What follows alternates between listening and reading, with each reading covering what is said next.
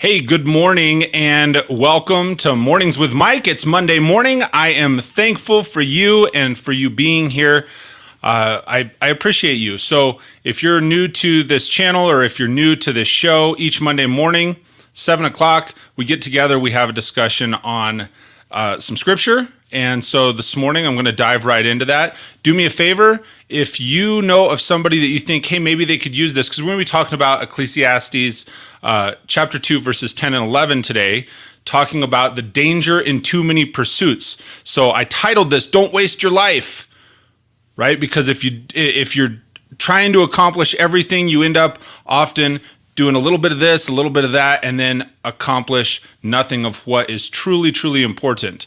So we're going to dive right into it this morning. If you know of someone that might be able to use that message, please share this with them. As always, this stream is sponsored by StreamYard, which is a great way to get your message out across many different platforms. So thank you for joining me this morning, and let's get into it. So first off, let's talk about the book of Ecclesiastes. And it says, what's this book about? It's trying to figure out the purpose of life. And I'm going to frame this up for you just a little bit.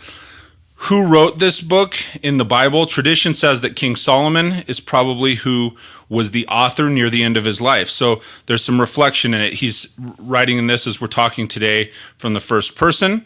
And it says, what's the perspective in here? Every day we get strong messages about what it is to give or live the good life. So, money, sex, power, profession, title, status, all of these things that come at us from a worldly perspective of what we should be doing. And the writer in this book pokes holes in each of these definitions of success. So throughout this, it gives a different perspective. So Ecclesiastes 2 verses 10 and 11 read specifically, and this is from the New Living Translation version. Each week I read from this version. This is Every Man's Bible. That's one that I like, but find a translation that you can connect with and dive into it. So Ecclesiastes 2 verses 10 and 11 reads, anything I wanted I would take. I denied myself no pleasure. I even found great pleasure in hard work, a reward for all my labors. But as I looked at everything I'd worked so hard to accomplish, it was all so meaningless, like chasing the wind. There was nothing really worthwhile anywhere.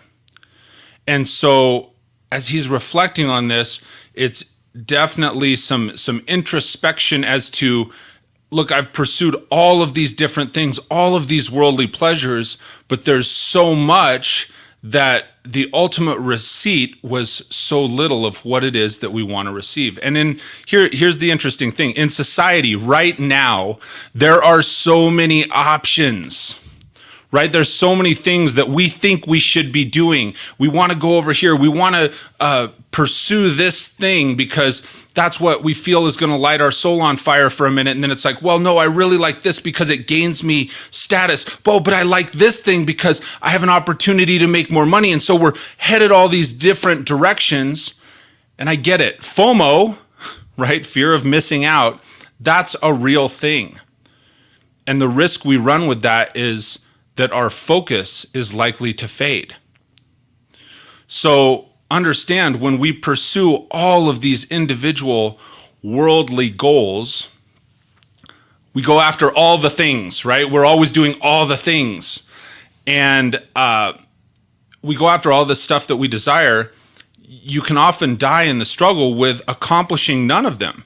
You do a little bit of this, a little bit of that, a little bit of this thing over here. Maybe I'll try that because I think that's what's exciting.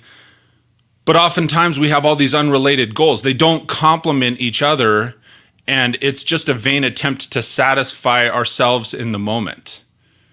That's what's going to make you happy right now.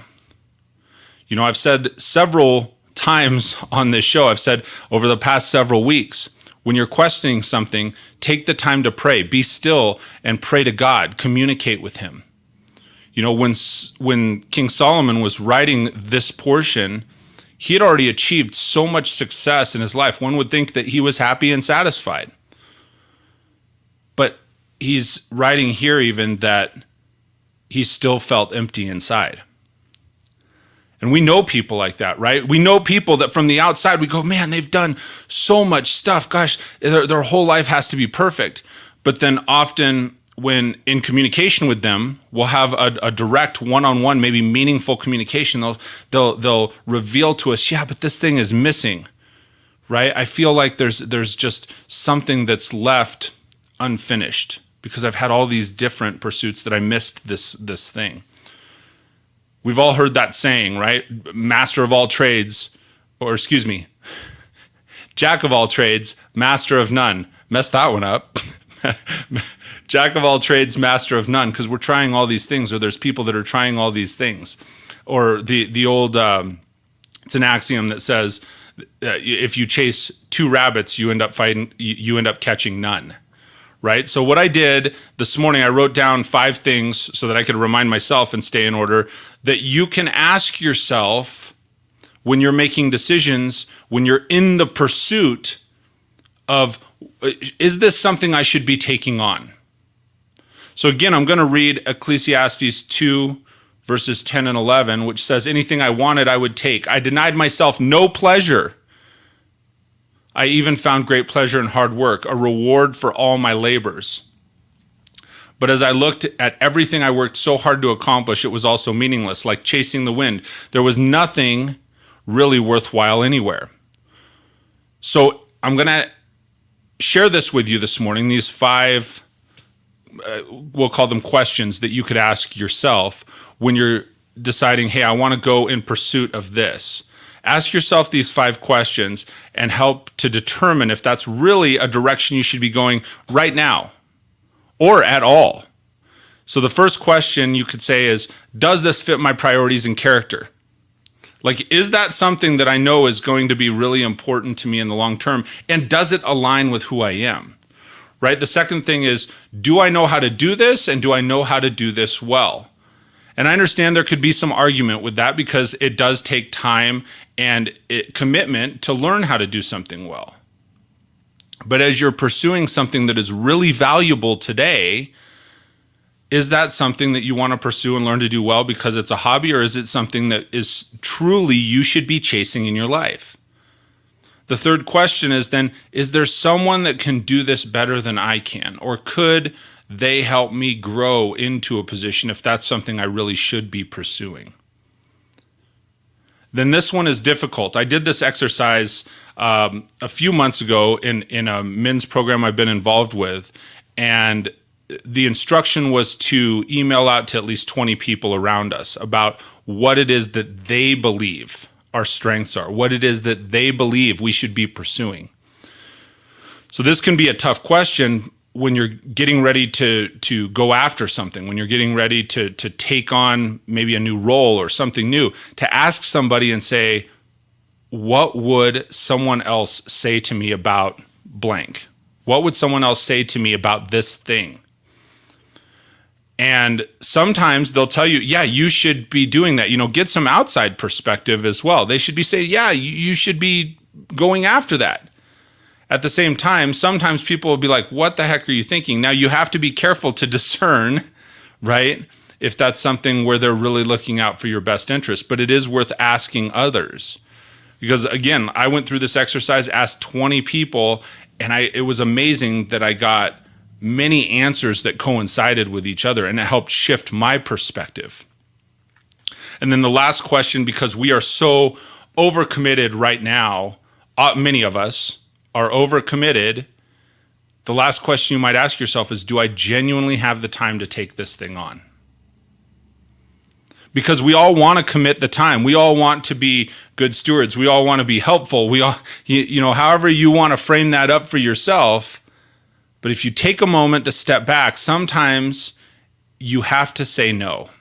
Sometimes you've got to have, in business, we often will say we've got to have a stop doing list. Like, I'm doing all of these things, but are the 10 things that I have to go out and accomplish today, of those 10, does every one of them help me accomplish my pursuit? Does every one of them help me move forward in that thing that I'm supposed to be moving forward in? So there is a danger. I would encourage you, slow down. I have these written down in the comments below, or I will have them written down in the comments below. So if you want to go back and review these questions that I'm asking you when you're saying, hey, what can I ask to help me determine what direction I should be headed? I'll write down those 5 questions so you can go check those out. I would love to hear if you have something else, if you have some other direction and you say, hey, this is something else that I do to help me determine what direction I should be headed. I would love to have that conversation with you. So you could drop that in the comments down below. And, it's just a good reminder, because we all want to be excellent at everything. But if there are too many pursuits, if I'll go back to that axiom, right? If we chase 2 rabbits, we will often end up catching none. So I'd encourage you, spend the time to really slow down and determine, is this something I should be pursuing? Get some new perspective on it. I appreciate you taking the time to tune in with me this morning for Mornings with Mike. Make sure, if you're not already a subscriber to the Faith and Fire YouTube channel, that you click the subscribe button or head on over there and join us now. I share one of these every Monday morning, plus some other videos and some other scripture, some other motivation. And I would love to communicate with you and help maybe bring you closer to God in your journey. Or if we connect, you could help bring me closer as well. So I appreciate you very much, and I hope you have a great day. I hope you have a great rest of your week, and I look forward to seeing you back here really soon.